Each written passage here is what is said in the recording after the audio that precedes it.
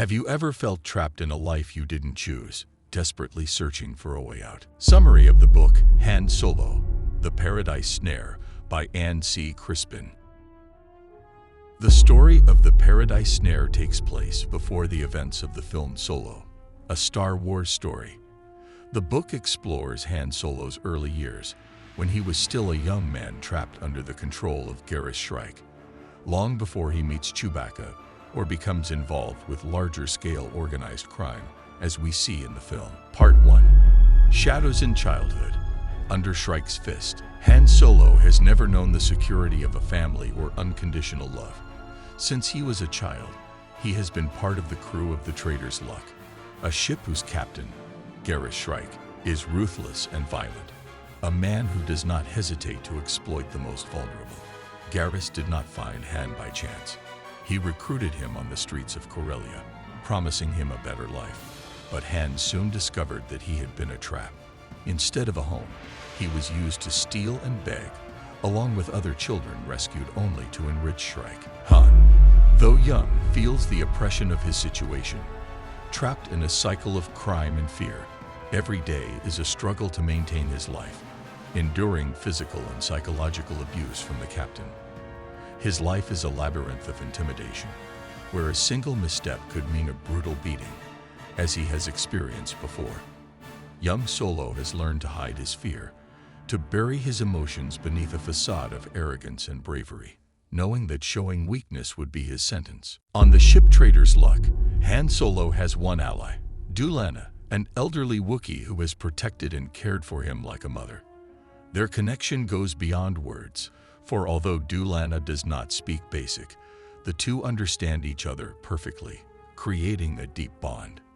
Dewlanna was the only constant in Han's life, a warm and comforting presence in an environment filled with cruelty.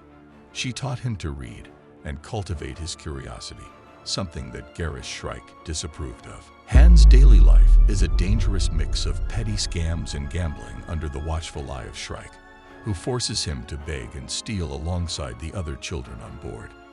Han knows that if he stays there, under the captain's iron fist, he will never be free.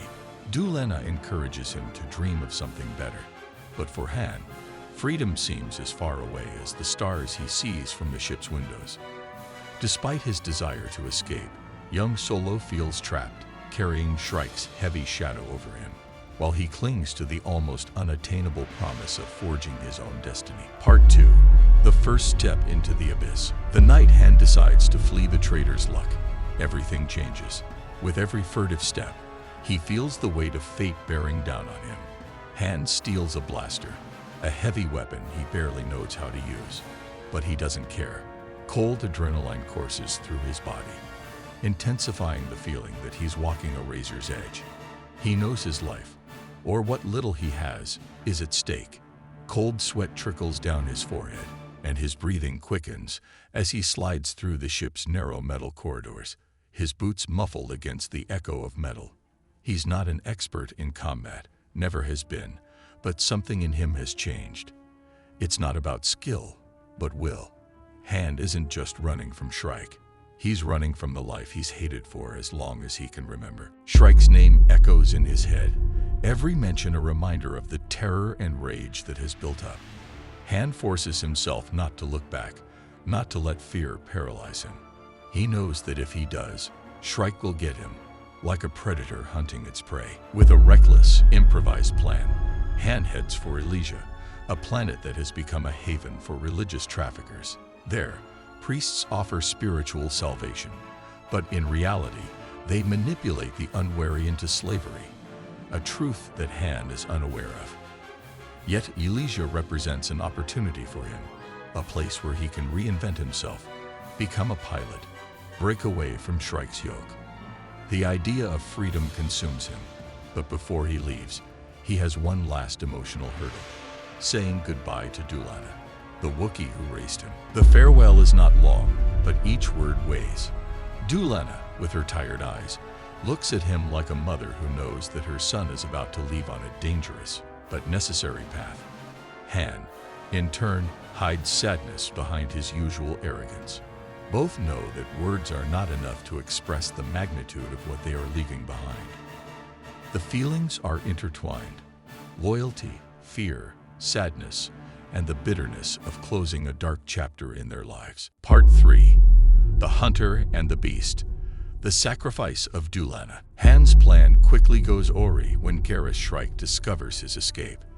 The threat is immediate, palpable in the stifling air surrounding Han. Shrike is not just a tyrannical captain. He is a man who revels in inflicting pain, a hunter whose favorite prey has always been Han. With a predator's gaze fixed on his victim, Shrike finds him before he can even taste freedom. The captain's crooked grin reveals the cruelty of what is to come, a grin that freezes the blood in Han's veins. Every step toward freedom is cut short. Shrike is not alone.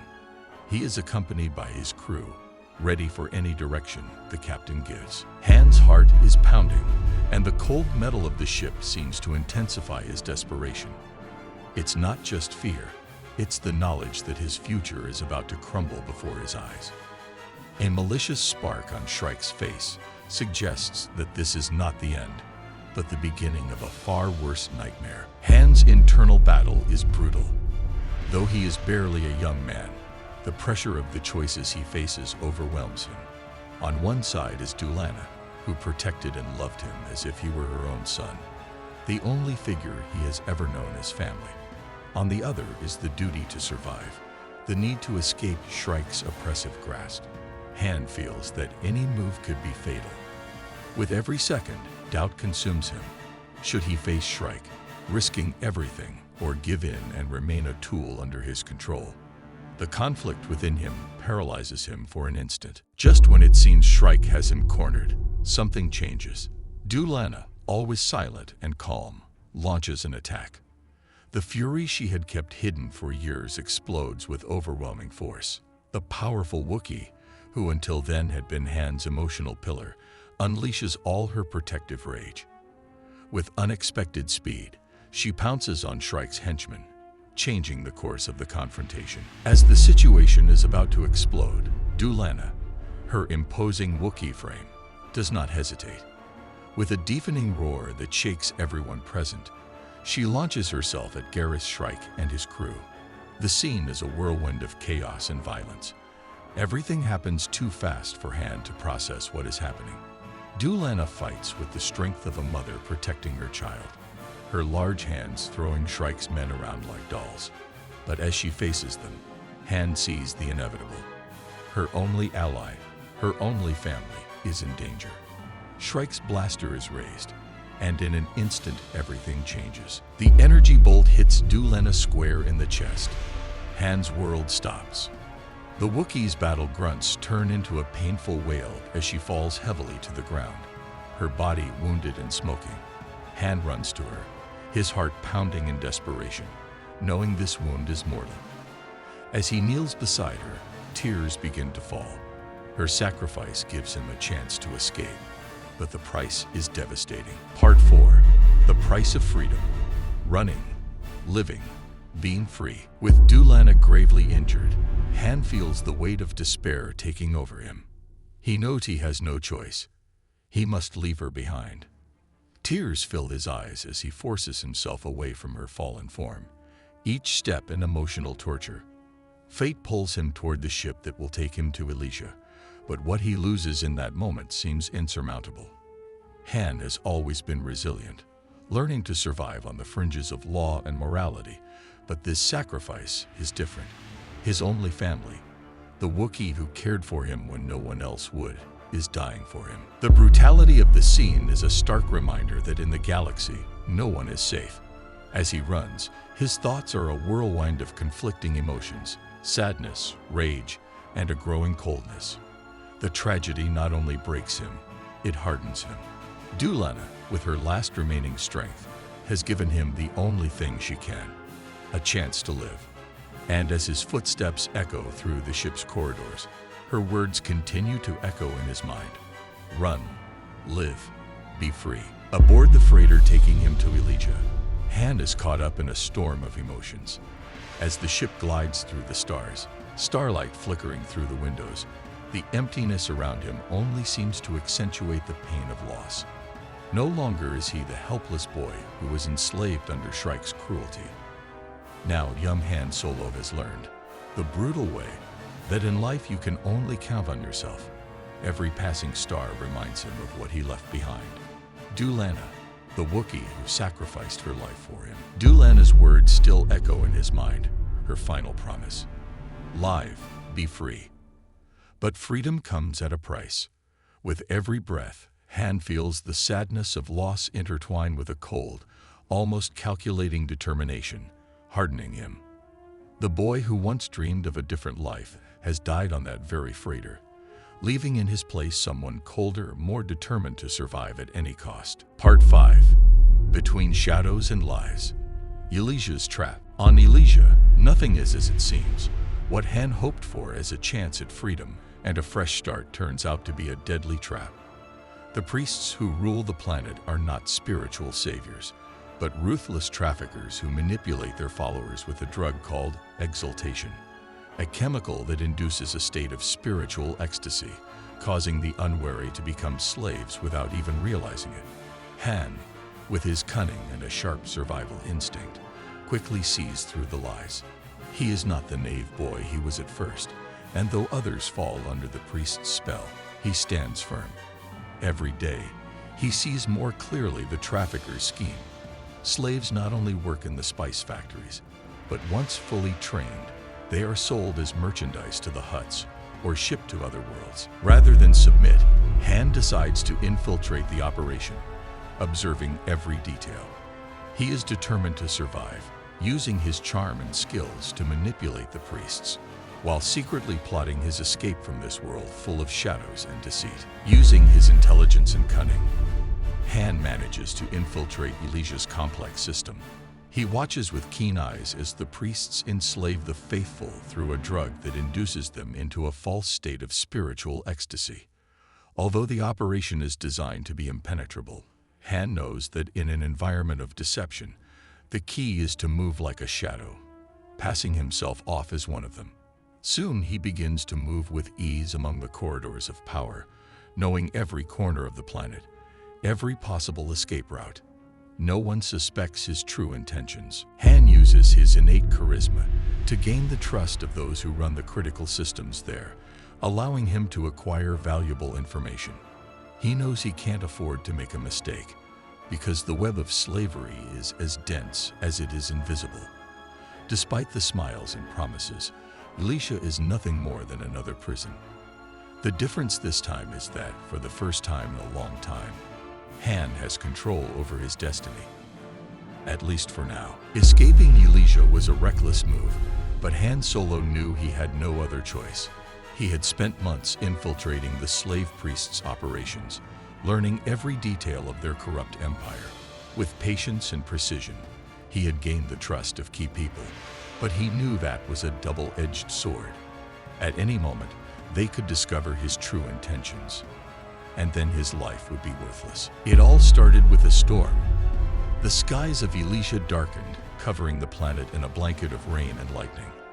Han took advantage of the chaos that ensued. Communications became unstable, guards were distracted, and escape routes were less well guarded. Han had been waiting for this moment for weeks, plotting his exit with precision. With each passing second, the risk grew, but so did the adrenaline. He knew he wouldn't get another chance like this. Using a freighter belonging to the same traffickers he had worked for, he managed to steal a ship. But he didn't do it alone.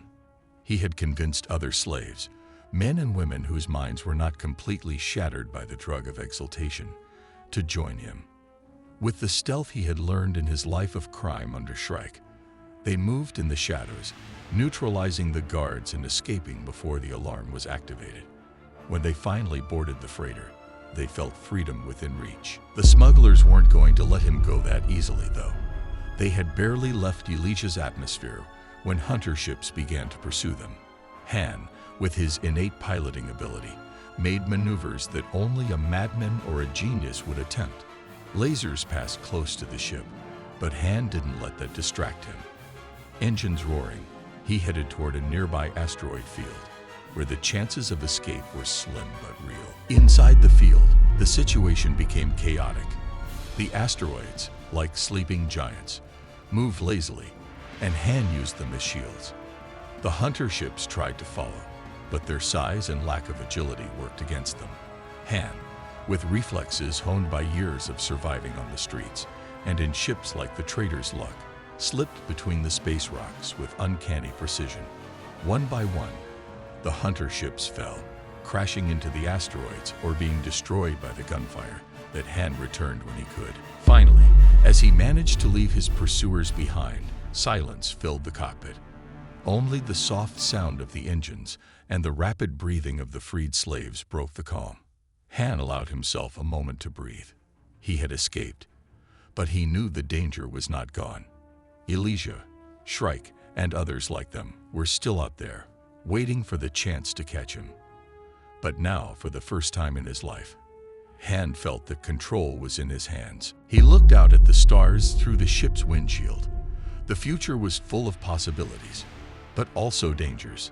Han Solo had begun his path to legend, and though the price would be high, he was willing to pay it. With a smile full of determination, he adjusted the controls, ready for the next chapter in his life, all wondering, what else will he have to lose to be truly free? Get the book at planetolibro.com.